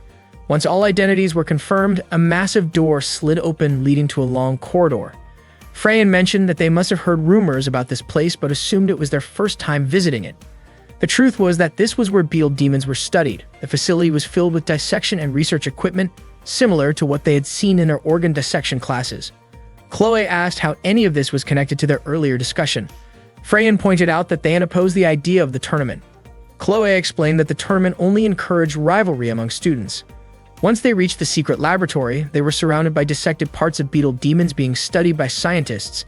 They even witnessed large-scale experiments, including dissections on giant beetle demons. Yuri had to hold herself back from feeling sick. Real appeared to greet Freyan and the others. He enthusiastically tried to shake Freyan's hand, though she ignored it. Real expressed his honor in meeting Sky Wizards. He already recognized Chloe, Lloyd, and Yuri, calling them members of Fireteams 128, a team responsible for special missions. He greeted each of them and mentioned having met Yuri before. Remembering the encounter, Yuri apologized for the past incident, wondering if it had left an awkward impression. Real was delighted that Yuri still remembered him. Freyan then told Real to show them the research samples. Real revealed pieces of a massive chimera he had found earlier. Freyan didn't know who had defeated it, but this new chimera was far larger than Chimera Deneb, and had been given the code name Chimera Antares. Real sliced off a piece of one of its tentacles, revealing that unlike Chimera Deneb, this one had regenerative abilities. Real was excited, explaining that the creature could continually provide samples, which could lead to breakthroughs in regenerative medicine. Freyan quickly cut the conversation short and prepared to leave. Before they left, Real mentioned seeing Yuri during the Miss Gun interviews and pointed out that she admired strong people. Yuri blushed nervously. Real felt fortunate to meet her again. After they were gone, Real secretly held on to a handkerchief that belonged to Yuri, treating it as something precious. While walking down the corridor, Freyan explained to Chloe, Lloyd, and Yuri that their enemy had the ability to evolve, and at the moment their forces were running out of strength. Chloe realized that this was the real reason behind the Miss Gun tournament. Lloyd noticed Yuri's silence and asked if she was feeling unwell. Yuri admitted she was simply shocked after seeing a place like that for the first time. Lloyd agreed that it was disturbing to see a lab filled with demon parts. Before they parted ways, Freyan told Yuri she would be asking for her help in the future. Yuri, however, couldn't understand why Freyan had chosen her specifically. The next day, the students gathered to decide the tournament slot allocations. Everyone was excited to take part in the event. At that moment, Fireteam E466 ended up in Block B, Slot 12, facing Fireteam A286. Fireteam E466 could only accept their fate since they had to go against a class of team. Meanwhile, Fireteam D299 was paired with Fireteam B621. When it was Fireteam E601's turn to draw their slot, Lekti and Rico cheered Misora on as she prepared to spin the lever. With a determined look, Misora pulled it and Fireteam E601 landed in Block D, Slot 4, where their opponent would be Fireteam E571. Lekti felt relieved that they would be up against another Class E team. Rico, on the other hand, said she would not have minded if their opponent had been from a higher class. Not long after, Kanata arrived and asked about the results of the slot drawing. Misora and the others quickly rushed over at him, with Misora explaining that they had been matched against another Class E team. Lekti expressed confidence that with this outcome, they would avoid being suspended. Just then, Yuri appeared and greeted Kanata. Kanata was surprised, wondering aloud since S-rank wizards were not supposed to participate. However, Yuri explained that she was not there to compete herself, but rather her fire team was. She revealed that the chairman of the Sky Wizards had assigned her as an instructor for a class of fire team. Unfortunately, her team, Fireteam A227, and Kanata's Fireteam E601 were placed in different blocks. Kanata thought this was actually a good thing, since it meant Yuri's team and his own might end up facing each other in the finals. Hearing this, Yuri was caught off guard. Kanata teased her, asking if she was afraid of losing. Irritated, Yuri denied it, wondering why Kanata sounded so sure that her fire team would lose. Kanata then turned the question around, asking if she truly believed her team could win. Yuri declared confidently that her fire team would, without a doubt, win. Kanata replied that if his team came out victorious, then Yuri would have to join his fire team. Annoyed, Yuri said there might be countless possibilities in the world, but she still accepted his challenge. With visible frustration, she left. Misora and the others then asked Kanata why he had said something like that. Kanata explained that it was part of an agreement he had made with the chairman of the Sky Wizards. If Fireteam E601 won the tournament, then Misora, Lekti, and Rico would not be suspended. Shocked, the three girls exclaimed that they had never heard about this deal. Kanata was puzzled, wondering if he had not mentioned it before. The three immediately shouted back, insisting that he had never told them anything about it. Freyan later shared some additional information about Miss Gun. The Sigi not only had secret labs and medical supplies, but also divisions dedicated to engineering, alchemy, industry, logistics, economics, informatics, and even the preservation of ancient relics. One night, a student was frightened and tried to avoid a mysterious person who kept following him. When he could no longer escape, the stalker suddenly attacked and left him unconscious. 3 years earlier, during a tournament when Kanata was still ranked at level D, he and his fire team faced off against a level A team. At that time, Yuri was watching the match from below. Kanata seemed to be moving away from his opponents, and Yuri assumed that a level D student like him would simply run when facing stronger opponents. But to her surprise, Kanata didn't run at all. When two of Ami's teammates approached, Kanata slowed down and immediately struck back. He successfully defeated his opponent, who wielded twin swords and turned to face the remaining one armed with a bow. The archer released an arrow toward him, but Kanata easily deflected the shot.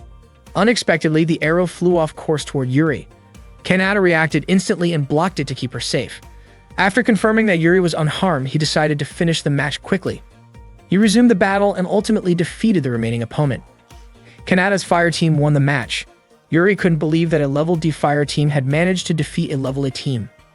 After the match, Kanata walked over to Yuri. She thanked him for protecting her earlier. A moment later, Lloyd called out to Kanata, reminding him to get ready for the next match. As Kanata was about to leave, Yuri stopped him and said she wanted to return the favor someday. Kanata told her that she could do so by joining him in the sky, where people depended on him and his teammates who were ready to risk their lives to protect others. Then Kanata left for the upper skies. That was how Yuri first met Kanata. The next morning, Chloe gathered with Lloyd and Yuri to discuss the incident from the night before. Chloe explained that the victim hadn't seen the attacker's face. When she asked Yuri for her thoughts, Yuri seemed lost in thought, prompting Chloe to call her name, which startled her. Chloe informed them that the three of them, as members of a special fireteam assignment, would be joining Raven Nest for patrol duty. Yuri said she was ready to take on the mission. Just then, Kanata appeared and greeted them with a smile, which made Yuri blush slightly. She asked if Kanata had been eavesdropping on their conversation, but he denied it, saying he had just been napping in a tree nearby.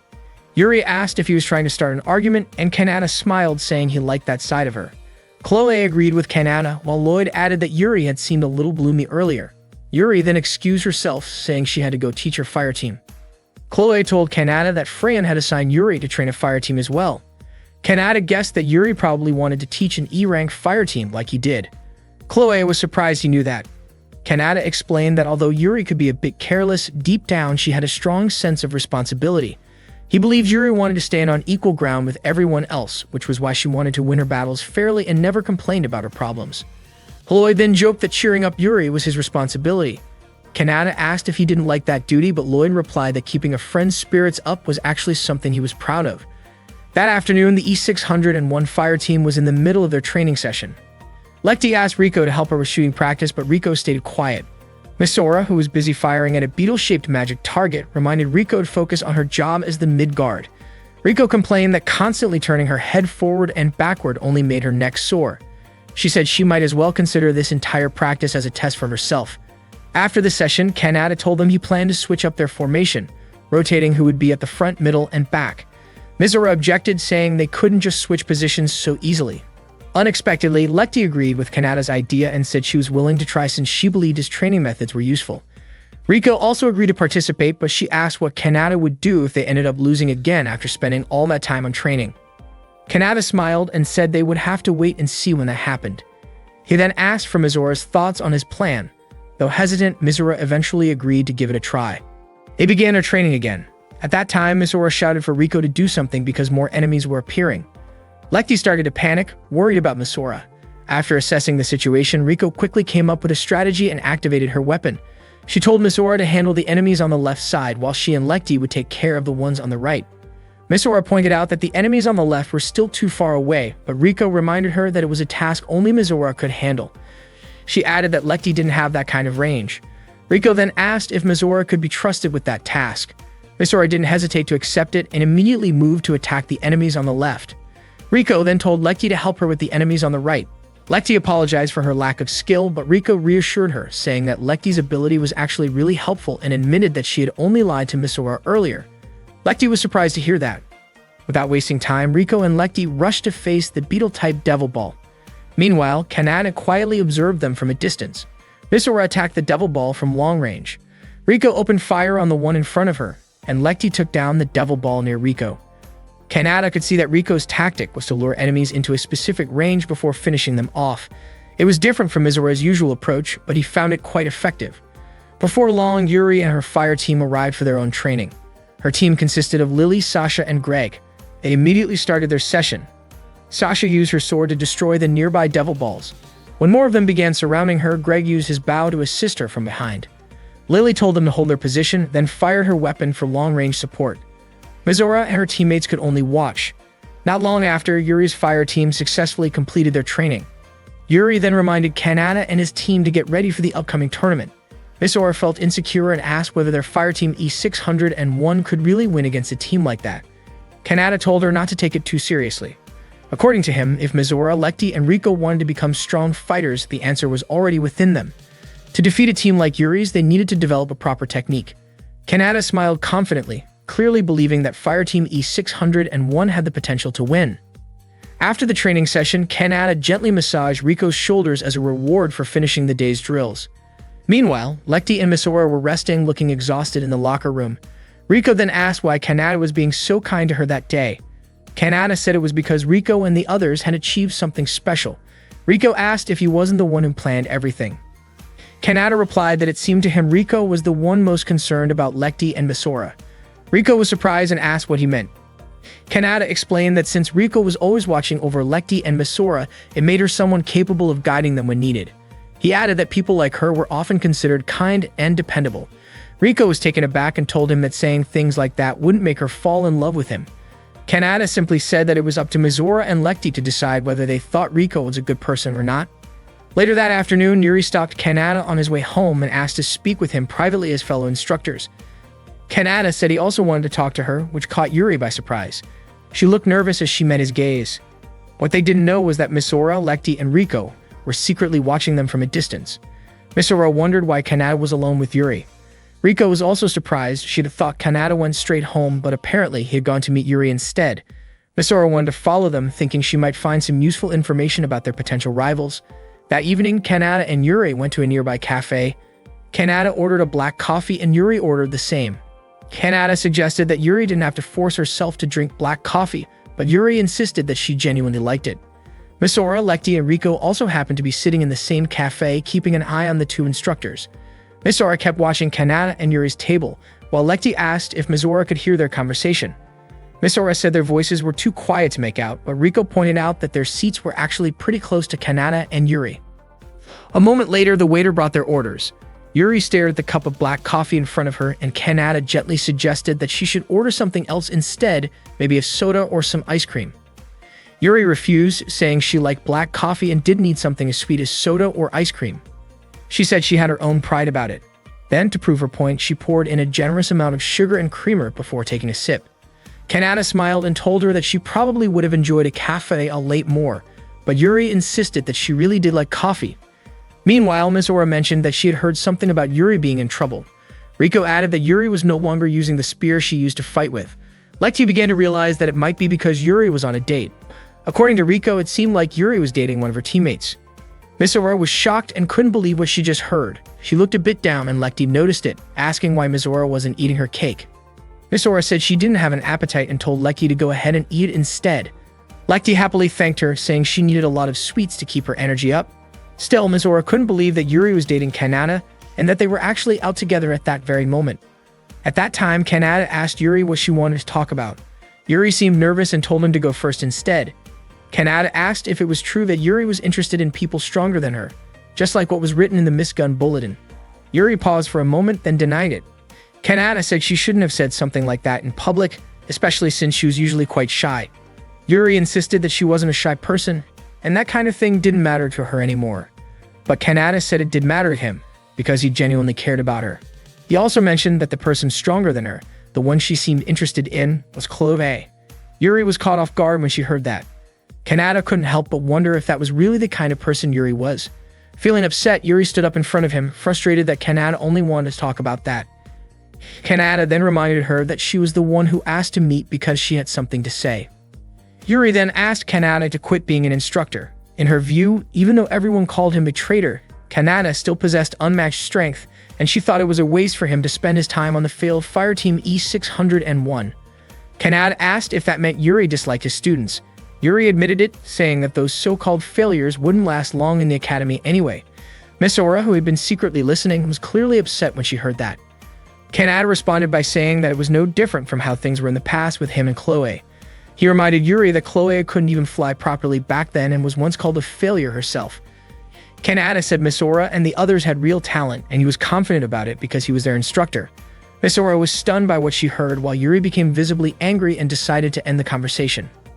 When Kanata tried to pay for the coffee, Yuri insisted that she would cover the bill since she was the one who invited him. But Kanata said he would also pay for someone else's order. It turned out he had realized that Misora and her friends had been following them. Misora told her friends that Kanata had noticed them, but Rico wasn't surprised at all. Kanata smiled as he looked in their direction. Later that afternoon, Chloe and Lloyd went to see Freyon to report new information about the recent incident.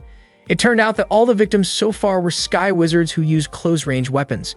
Freyon thought it might just be a coincidence, but Lloyd pointed out that the first victim was from Fireteam Class E, then the next from Class D, and the most recent attack had even reached Chloe's level. That meant the next target could be from Class B. That night, the mysterious attacker appeared again and ambushed a lower-ranked Sky Wizard. The culprit had the power to vanish and strike from behind. After defeating the victim, the attacker removed his mask, and it was revealed to be real. Riel had done all of it because he wanted to be acknowledged and chosen by Yuri.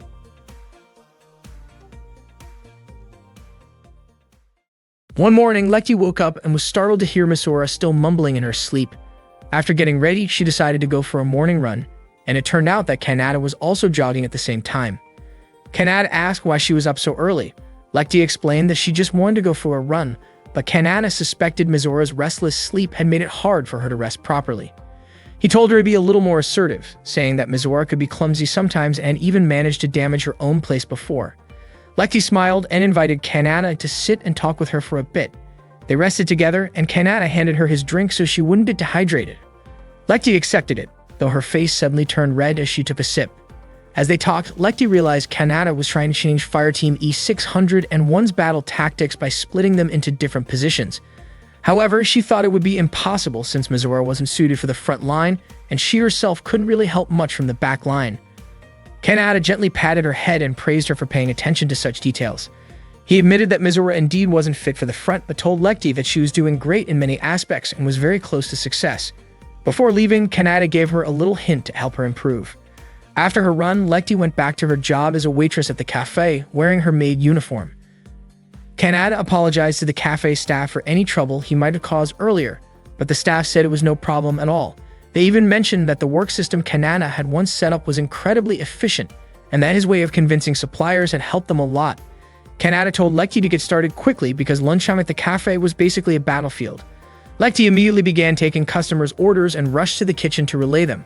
The cafe was packed, and she admired how fast and skilled the other staff members were at their jobs. A few moments later, the food was ready. One of the staff members offered to deliver it and told Lekti to go welcome the new customers instead. As she hurried off, she almost slipped, but another coworker reminded her not to rush and to just pay more attention to her surroundings.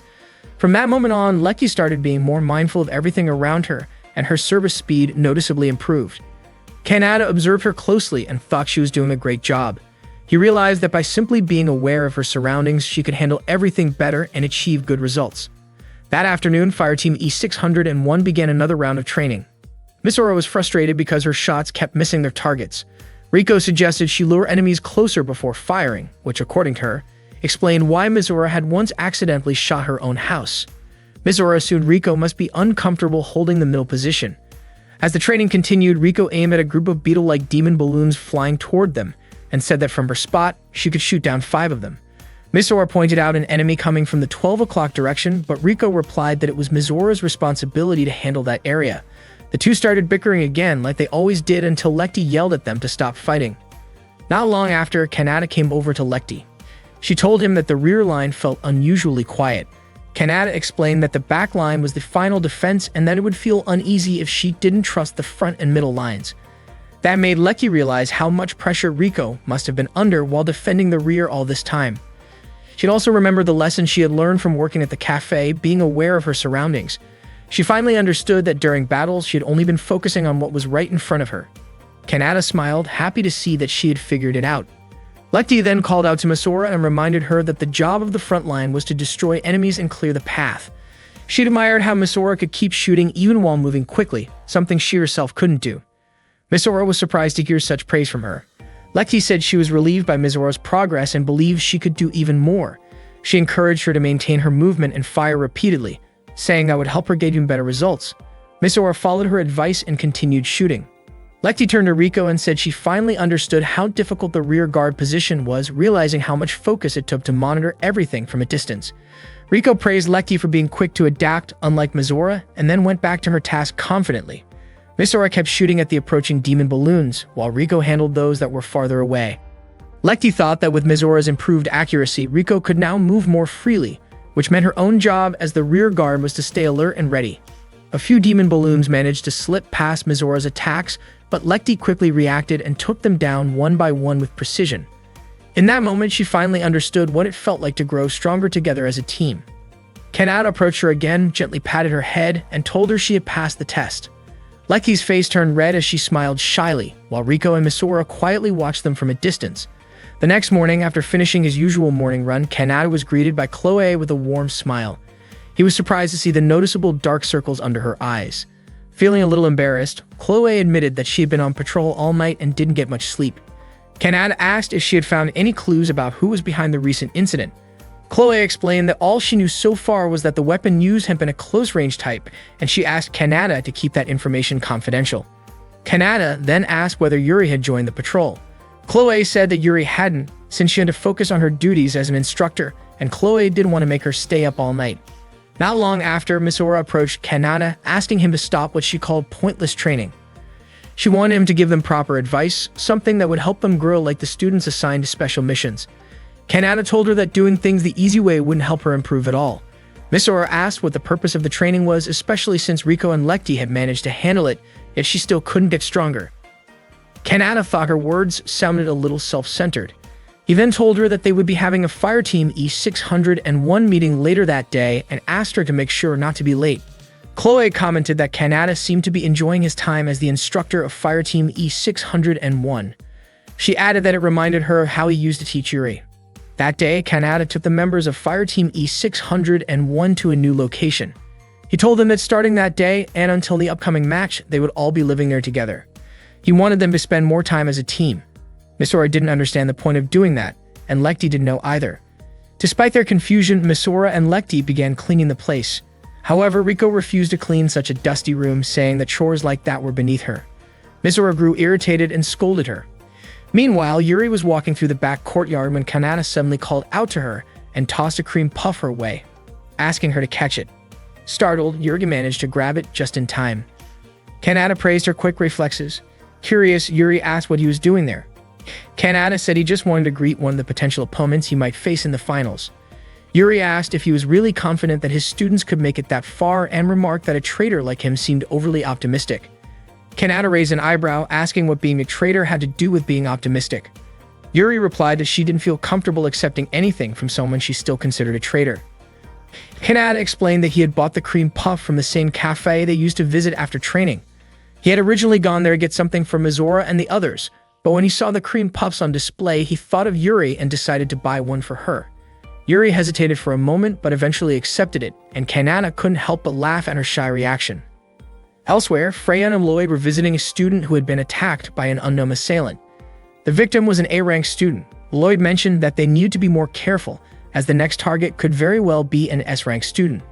Later that afternoon, Kanata sat with Yuri on a park bench as she enjoyed the cream puff he had given her. When he offered her another one, Yuri didn't take it right away. Instead, she asked what he really wanted from her. Kanata said he had forgotten to ask her something. He wanted to know if she had refused to use a spear because he was the one who suggested she switch from using a sword to a spear. Yuri froze and blushed, and Kanata guessed that he was right. He told her that he had recommended the spear because she tended to step back during close combat, which could be dangerous for a swordswoman. Yuri replied that she hadn't had any problems fighting the beetle demons with her sword, so she didn't see the need to change anything. Kanata told her that her stubbornness was actually one of her strengths. It was what had gotten her this far. Hearing that, Yuri's face turned even redder. Kanata admitted that from the beginning, Yuri had always been strong and there hadn't been much he needed to teach her. Yuri was surprised to hear that, especially coming from someone she still thought of as a betrayer. Kanata said that there was something important he had wanted to teach her, not just about technique. Yuri remembered that lesson. Kanata had always told her never to give up, no matter the situation. Kanata said that as long as she kept that in mind, she would continue to grow stronger, even without him around. He was certain that someday Yuri would become an incredible sky wizard. Yuri asked why he was saying such things. Kanata said it was simply how he felt. Yuri grew slightly annoyed, saying that wasn't a real reason, just like his explanation about the spear. She then wondered why someone she once called a traitor would go out of his way to help her. Kanata replied that it was because she was someone very important to him. Hearing that, Yuri's face turned pink, and she couldn't hide her shy smile. Suddenly, a mysterious man appeared. He apologized for making Yuri wait so long. Kanata then told Yuri that she should be more careful when choosing her friends. Yuri raised her weapon, convinced that the man was the one who had attacked the Sky Wizards. Kanata was surprised to see Yuri ready to fight him. Yuri believed the man was just an amateur and that she could defeat him with a single strike. However, no matter how many times Yuri swung her sword, the man vanished in an instant. He called her slow, then suddenly appeared right in front of her, making Yuri instinctively step back. Kanata commented that Yuri still hadn't changed that habit of hers. The man moved closer to her and asked why she was running away. Yuri drew her sword again, but he easily blocked her attack. He told her to accept his affection, but his next strike sent Yuri flying backward. Yuri struggled to get back on her feet, saying she had never met him before. As she prepared to counterattack, the man disappeared again. Yuri began to focus, wondering whether he would attack from the right, left, or above. Her instincts told her to turn around, and she managed to knock his sword out of his hand just in time. The man then used a slicing wind spell strong enough to break nearby trees. Yuri was shocked to realize he possessed high-level magic. He continued launching wave after wave of wind attacks, leaving Yuri injured and exhausted. He demanded again that she accept his love, and as he prepared his final strike, Kanata stepped in and blocked the attack. Yuri told Kanata not to interfere, but Kanata replied that if he hadn't stepped in, she might not have survived. The man grew angry, frustrated that he had been so close to achieving his goal before Kanata interrupted. He unleashed another flurry of wind slashes toward Kanata, but Kanata effortlessly deflected them. The man recognized Kanata as the once famous Kronos, though he called him a traitor. He then moved at incredible speed, trying to outmaneuver Kanata, but Kanata carefully watched his movements and parried his strike. Kanata admitted the man was fast, but said his skill ended there. With a precise counter, Kanata's blade cut the man's hand. Kanata explained that Sky Wizards risked their lives mastering their abilities, while someone who relied only on speed could never hope to defeat them. Furious, the man decided to end the fight. He retreated, but Yuri swung her sword toward him as he fled. Before disappearing, the man said he would return one day, with love in his heart. He pointed toward Yuri's chest, then vanished. The man's name was Real. He soon returned to his laboratory, where he suddenly heard a whisper in his mind, telling him to use a fragment of a chimera's body. That night, Kanata carried the injured Yuri to the Fireteam E601 dorm room. When the other girls saw Yuri's torn uniform, they immediately jumped to the wrong conclusion, accusing Kanata of doing something inappropriate.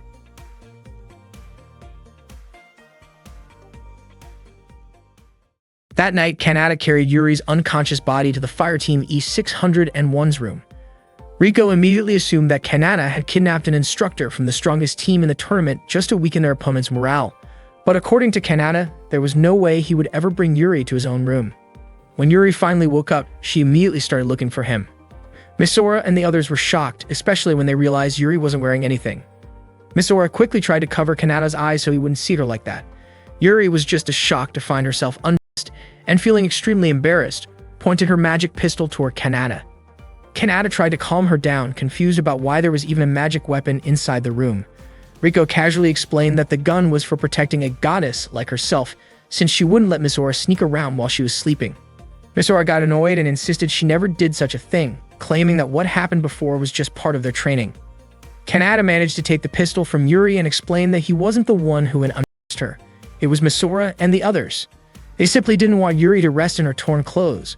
Yuri hesitated and asked if Kanata was really telling the truth about not peeking. When Kanata laughed awkwardly, Yuri's face turned bright red with embarrassment.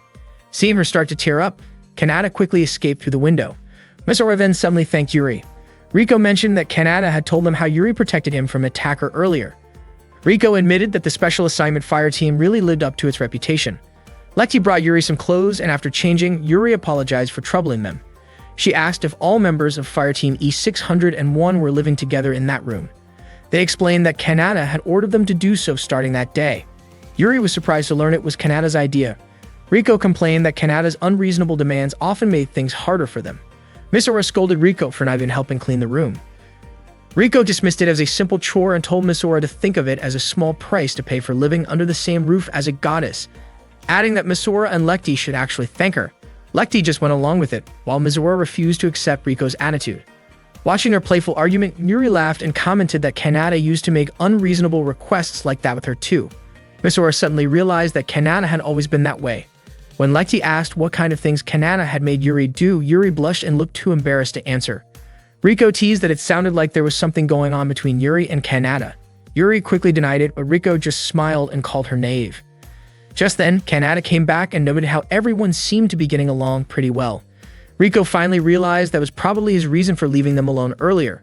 Kanata explained that he'd just gone to retrieve something he'd dropped. He handed Yuri a small keychain, saying it was a lucky charm he'd gotten as a bonus when buying a cream puff. Rumor had it that if someone held the charm tightly when facing trouble, something great would happen. Yuri replied that even though she had held it tightly before, nothing lucky ever happened to her.